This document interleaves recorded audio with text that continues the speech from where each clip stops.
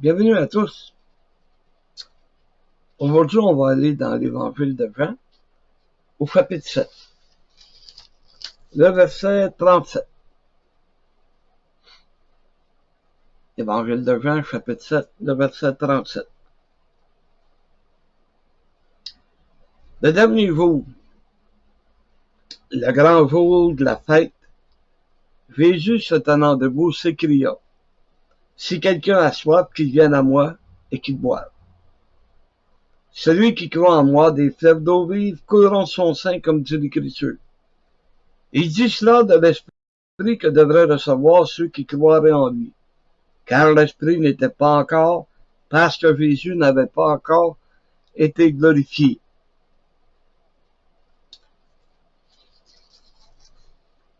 Avant la fête de Pâques, le peuple juif monta à Jérusalem. Il allait là, puis pendant 7 jours, il habitait sous des tentes pour se remémorer ce que leurs ancêtres, leurs pères, ont vécu au temps de Moïse. Et il y a un épisode qu'on se souvient, c'est quand le peuple a commencé à crier parce qu'il avait soif. Et ça, on le voit dans Exode 17, le verset 6. La solution de Dieu a été, « Voici, je me tiendrai devant toi sur le rocher d'Horeb. Tu frapperas le rocher et il en sortira de l'eau, et le peuple boira. » Et Moïse fit ainsi aux yeux des anciens d'Israël. Dieu a dit, tu vas frapper le rocher, et de l'eau va sortir du rocher. On lit dans attendez que je revienne, dans 1 Corinthiens 10, le verset 4. L'écrivain nous rapporte que spirituellement, ce rocher était Jésus, était Christ. Alors, il a été frappé. Comme pour nous, il a été frappé pour notre salut. Il a été frappé et de l'eau est sortie du rocher.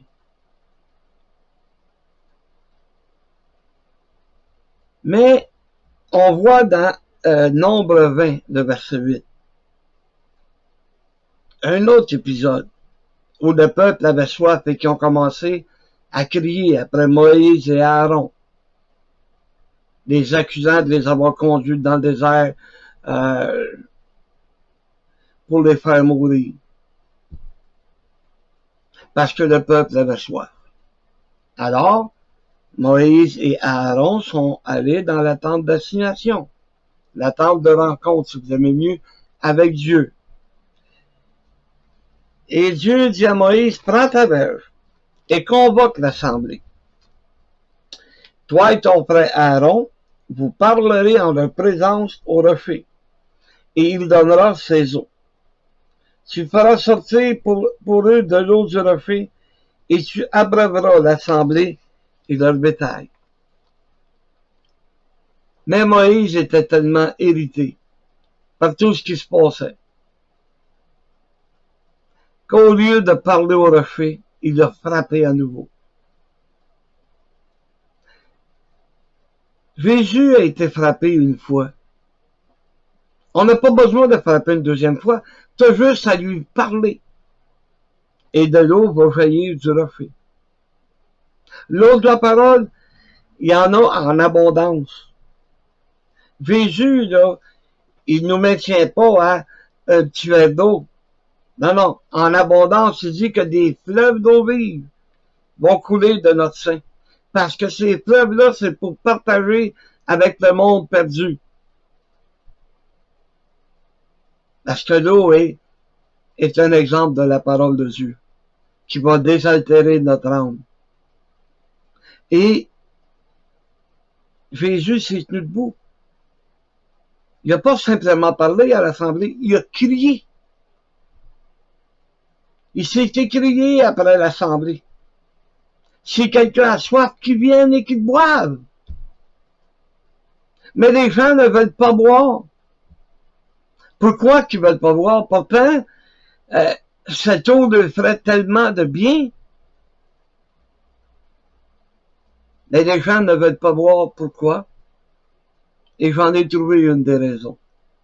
Parce que l'eau, la parole de Dieu, a été salie avec le temps. L'eau qui était pure est devenue sale. A été gâchée par les richesses, par l'argent, gâchée par les membres qui préoccupent pas plus que ça d'être une lumière. Et regardez bien, j'ai pris ça en note. Que les églises, nos églises, il n'y a pas rien que les églises du monde là, qui sont éloignées de Dieu. Nos églises à nous, qui devraient être la lumière du monde, comme Jésus a demandé qu'on soit. Nos églises ont sali la parole de Dieu. Il y en a qui continuent à salir la parole de Dieu. L'eau que la parole qui pourrait désaltérer les gens. Mais les gens la refusent. Ils en veulent pas. Ils veulent pas de cette parole. Parce qu'elle a été salie. Et regardez bien. On va prendre 2 verres. Dans lesquels on va mettre de l'eau pure. OK? Dans le premier, j'ai décidé que j'allais verser dans le verre un petit bout de pizza, un petit morceau de poulet Kentucky, la crème à glace, le gâteau, une pointe de tarte, un restant club sandwich, un morceau de hot dog, pourquoi pas un Big Mac. On passe tout ça au blender, on fait une bouette, puis on met ça dans notre verre d'eau. On mélange ça à notre verre d'eau. Y a-t-il quelqu'un qui en voudrait? Y a-t-il quelqu'un qui voudrait ce verre d'eau-là? Arc! Juste la pensée, là, de voir qu'on mette la bouette, qu'on mélange la bouette. Ouais, j'aime bien qu'on appelle ça une bouette, ou de la boue. La boue de nourriture. Qu'on mélange ça à l'eau pure. Y a personne qui va en vouloir. Et dans le deuxième,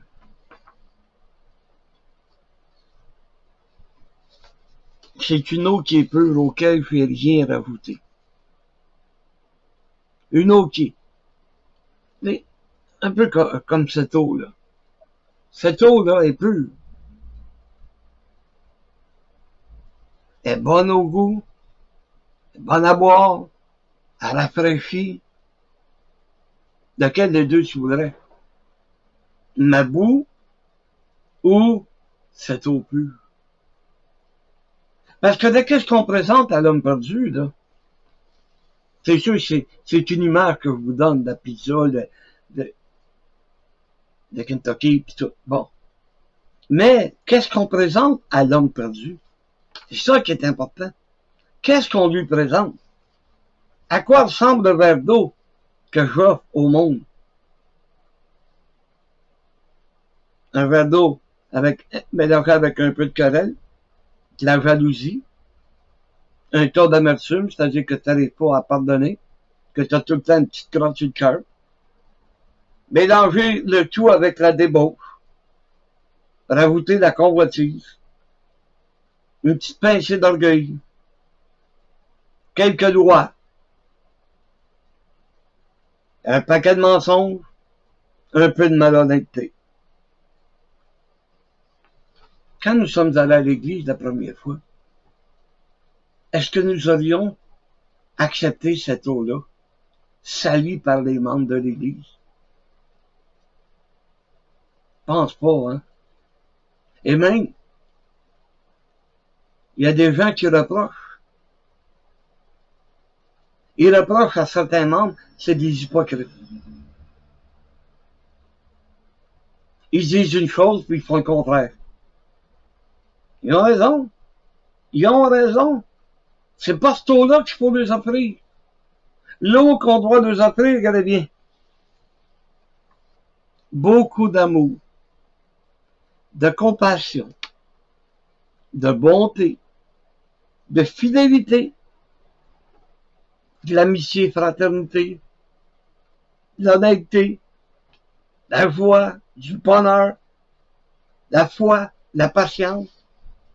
C'est ça qu'il devrait avoir dans notre verre d'eau que l'on offre aux gens perdus. Pas la cochonnerie qu'on trouve dans le monde. Ils l'ont déjà, cette cochonnerie-là. Ils boivent déjà cette cochonnerie que le diable les offre. Mais nous, notre eau devrait être pure, devrait être meilleure, devrait être désaltérée. Comme Jésus a crié, si quelqu'un a soif, qu'il vienne et qu'il boive. Un peu comme ça s'est produit au désert. Le peuple avait soif. Ils ont crié après Moïse. Mais là, c'est le contraire. Au lieu que ce soit le peuple qui crie après Moïse, c'est Jésus qui crie après le peuple. Un peu pour leur dire, réveillez-vous, bon sang. Vous avez soif de la parole de Dieu. Vous avez soif d'entendre la vérité. Alors venez et buvez. C'est ça que Jésus nous offrait. Et aujourd'hui, Jésus nous demande de faire la même chose.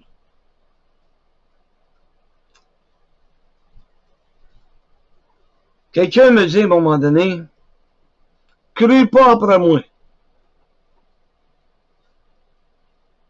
Et j'écoute bien là. Si tu étais sur le bord d'un précipice, qu'est-ce que je fais? Je te laisse aller? Parce que tu veux pas que je crie après toi. Je te crie après toi pour te dire, regarde le danger. Regarde qui t'attend. Réveille-toi, bon sang. Non. C'est pas assez. On a beau être un exemple pour eux autres, ils n'en veulent pas de notre eau. Mais au moins, si on la conserve pure, Dieu ne pourra pas nous la reprocher. On va avoir tout, on va avoir fait tout ce qui est nécessaire. On n'aura pas mélangé notre eau, là. Notre eau est pure. Et ce qu'on va mettre dedans, ça se trouve être des choses formidables. Des choses que les gens recherchent. T'sais, quand tu prends de l'eau, mais chaude, qu'est-ce que tu fais? Tu rajoutes de la glace pour qu'elle devienne fraîche. Mais pensez-y, là. Ben, de l'amour, c'est un peu un glaçon. La compassion, c'est un autre glaçon. Toutes les choses que j'ai énumérées, c'est pour que l'eau soit encore plus fraîche. Mais, je comprends le peuple d'Israël. T'es dans le désert. C'est normal qu'il y avait soif à un moment donné, là. On n'est pas dans le désert, nous autres. On a qu'à aller dans le frigo et en prendre une bouteille d'eau. Et combien de fois qu'on a soif? Et dans une journée, là, tu te contentes pas d'un verre d'eau. Je sais bien que je suis rendu à 4-5 bouteilles d'eau. Je te passe du coke. Parce que les médicaments que je prends, ben, ils me donnent soif. Je viens la gorge sèche. Ben, je suis content d'avoir une bouteille d'eau fraîche.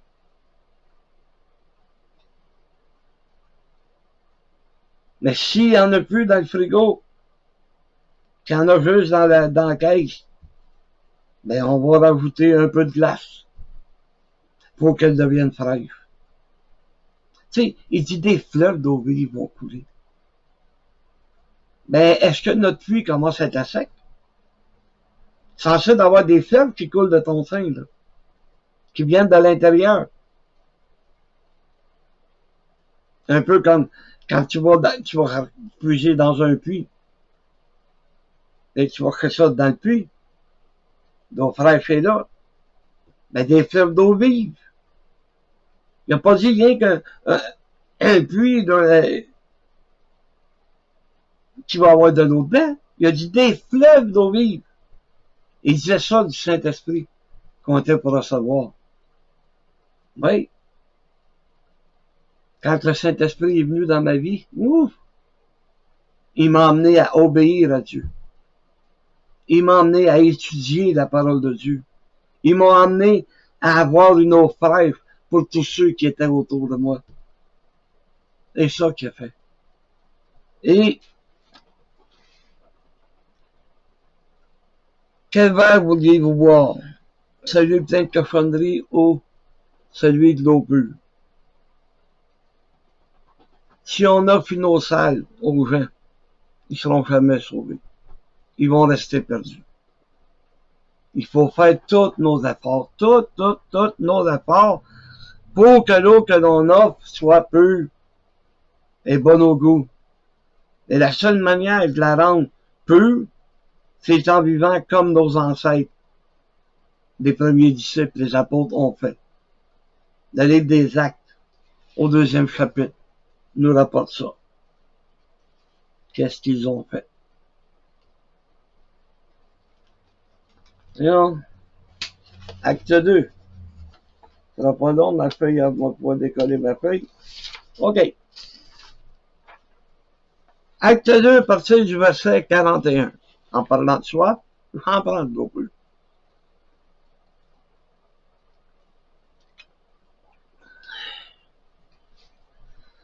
Acte 2, à partir du verset 41. Ceux qui acceptèrent sa parole furent baptisés. Et à ce jour-là, le nombre des disciples augmenta d'environ 3000. Comment ils ont fait pour savoir ceux qui ont accepté la parole? Par l'approbation de foi. Ça vient pas me faire la croire que l'approbation de foi n'est pas importante. Comment est-ce que tu veux qu'ils baptisent? Il a fallu qu'ils acceptent Jésus comme le Sauveur et qu'ils disent de leur bouche, comme que l'apôtre Paul nous explique dans le livre de Romains, chapitre 10, croire dans son cœur et confesser de sa bouche. Il persévérait, regardez bien, dans l'enseignement des apôtres, dans la communion fraternelle, dans la fraction du pain et dans les prières. Okay? Il persévérait là-dedans. Il n'arrivait pas, puis bon, ben, ça me tente pas aujourd'hui. Bon, ben, ça me tente pas cette semaine. Bon, ben, j'ai été d'un party, je me suis couché tard, je trouvais pas de me lever de bonne heure pour aller à l'église. Ben, c'est à toi de revenir plus bonne heure dans ton party, puis garder du temps pour venir servir Dieu. La crainte s'emparait de chacun. Et il se faisait beaucoup de prodiges et de miracles par les apôtres. À cette époque-là, là, il y en avait des miracles. Il y en avait des prodiges. Il y en avait des dons à l'âme. Mais l'apôtre Paul nous m'en garde qu'à un moment donné, ça va suffire quand ce qui est parfait sera venu. Vous pouvez voir ça dans Corinthiens, chapitre 13. Quand ce qui est parfait. Faites pas de celui qui est parfait, on parle d'une chose. Ce qui est parfait sera venu. Et la seule chose qui est parfaite aujourd'hui, c'est la parole de Dieu. Donc, si on a la parole de Dieu avec nous, la parole qui est parfaite, j'ai plus besoin de faire de prodiges, j'ai plus besoin de miracles, j'ai plus besoin de parler à la langue. Plus besoin de guérison. Laisse ça rentrer dans Dieu. Fait que viens pas faire ton clown, puis mettre la main sur la tête à quelqu'un, puis le faire tomber à l'envers. Alors qu'on sait très bien que la plupart, c'est du fake qui ont été payés pour faire ça. Tous ceux qui croyaient étaient dans le même lieu, ils avaient tout en commun. Ils vendaient leurs propriétés et leurs biens, et ils en partageaient le produit entre tous selon les besoins de chacun. Bon.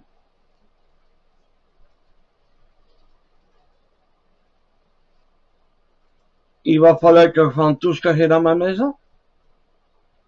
Ceux qui ont une maison, il va falloir qu'ils vendent leur maison. Il va falloir que tu vendes ton nouveau char neuf. Pas ça, pas en tout. Les besoins de cette époque voulaient que ça soit de même. Il y avait beaucoup de familles pauvres, beaucoup de gens pauvres. Et ceux qui avaient plus d'argent, bon, ben, ils amenaient ça au pied des apôtres, puis c'était distribué. Tout égal. Il y avait tout en commun. Là, aujourd'hui, c'est pas nécessaire. Aujourd'hui, les églises ont grandi. Les églises ont évolué. On a des gouvernements qui aident les plus pauvres. Mais pas besoin de me casser en carte là, pour aider quelqu'un. Aider quelqu'un, c'est parfait. Mais je suis pas obligé de me ruiner pour l'aider. C'est stupide. Ben, il y en a qui en profitent, hein. Certains pasteurs véreux. Ben, regarde, c'est ça qui est écrit. Pourriture.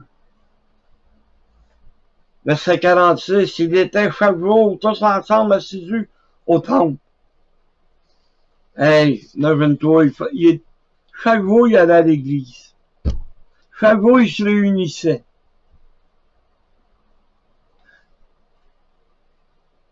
On organise un réveil.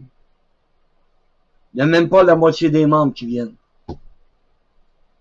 Parce que c'est, hey, pendant 7 jours, il faut qu'ils viennent à l'église. Il y a même des églises, là, au Mississippi, ils font un réveil. Ils ont un culte le matin, puis un culte le soir. C'est sûr que c'est ceux qui sont en retraite qui vont y aller le matin. Puis après ça, ben le soir, c'est ceux qui ont fallu travailler et qui vont venir à l'église. Mais t'as même pas la moitié des membres qui sont là. C'est triste. Mais eux autres, là, c'est tous les jours. Pas rien pendant une semaine. Pendant toute l'année. Mais chazalé, hein? Ouais. Ils rompaient le pain dans les maisons et prenaient leur nourriture avec joie et simplicité de cœur.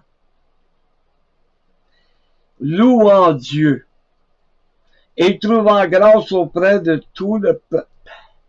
Et le Seigneur ajoutait chaque jour à l'Église ceux qui étaient sauvés. Hey, on vient de parler d'une gang de 3000. 3000 qui se sont mis à être des lumières, qui sont mis à témoigner des gens autour d'eux. Et Dieu ajoutait chaque jour. Chaque jour, il y avait des nouvelles professions de foi. Chaque jour, il y avait des nouveaux baptêmes. Soldats. Nous autres, on est heureux si on en a une ou deux par année. Pourquoi? Parce que les gens sont tannés d'avoir l'eau sale que certains membres représentent. Ils n'en veulent pas de cette eau-là. Il y a mieux l'eau du diable. Oui. Parce que l'eau du diable est à deux avantages. Terrestre, mais pas céleste. Parce qu'il refuse la parole de Dieu. Il refuse que Jésus les sauve. Il refuse l'eau de la parole. Pourtant, Jésus est prêt à le donner en abondance. Prêt à faire couler des fleuves d'eau vive. Vous savez, mon frère, il a un chalet à Saint-Michel, puis on se rassemble là. Mais à Saint-Zénon, il y a une source d'eau. Et on va s'approvisionner là. Avec des grandes cruches. On a toute une patente, là, mettons, là, pour prendre l'eau de la cruche. Quand tu vas chercher ça, t'es pas capable de tenir la cruche longtemps dans ta main. Tellement que l'eau est fraîche, que l'eau est bonne, que l'eau est froide. On va tout chercher notre eau là. L'eau de la rivière, ça va servir à laver la vaisselle, à laver le linge. prendre notre douche, mais pour boire, on va chercher de l'eau là-bas. Tu sais, quand ils font le café le matin, ils prennent pas l'eau du robinet, ils prennent l'eau de la cruche. Ils savent qu'elle est pure, qu'elle est bonne, elle va faire du bon café. Parce que l'autre, écoute, ça vient de la rivière. Tu sais, je te dirais que, il y a 40 ans, ben, si j'avais soif et il me restait plus de coke, ben, je prenais ma canette, la rentrais dans l'eau, puis je buvais l'eau. Mais aujourd'hui, c'est le cas de dire qu'il y a de l'eau qui a coulé, c'est bon. L'eau a ramassé les rebords de rivière, il y a de la saleté, elle est moins appétissante qu'avant. Tu sais, quand j'arrive la crue du printemps, ben l'eau, elle vient brune. C'est normal, elle amène de questions sur le rebord. Le sable qui tombe dedans. Quand il mouille trop, c'est la même affaire. Tandis que l'eau de source qu'on va chercher à Saint-Zénon, c'est une eau qui est pure et qui est extrêmement bonne.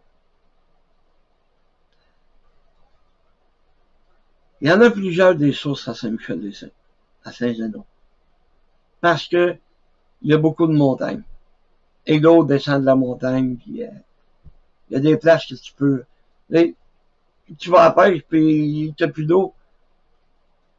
T'as plus de quoi boire. Bon, ben, bien souvent, tu vas avoir une petite source qui va venir des montagnes. Et l'eau est extrêmement froide et bonne. C'est ce genre d'eau-là qu'on devrait offrir au peuple, à celui qui a soif. Cette eau pure qui est la parole de Dieu. Tu peux pas te tromper. Parce que c'est Jésus qui dit, si quelqu'un a soif, qu'il vienne et qu'il boive. C'est la grâce que je vous souhaite. C'est le message que Dieu m'a donné. Que Dieu nous bénisse encore cette semaine. Amen.